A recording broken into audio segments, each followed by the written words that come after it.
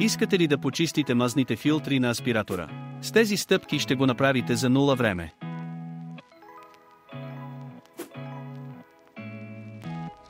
Какво ви е нужно? Течност за миене на съдове и филтър за мазнини. Стъпка 1. Премахнете мазните филтри. За да освободите филтъра, спуснете го и след това го извадете. Стъпка 2. Почистете мазния филтър. Нанесете препарат за съдове или обезмаслител върху филтъра. Оставете да престои 1-0-2-0 минути.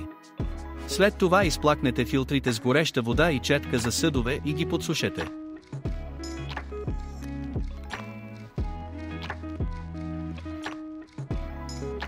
Стъпка 3. Поставете обратно филтрите. Върнете филтъра на мястото му и го закрепете. Филтърът е почистен и аспираторът е отново готов за употреба.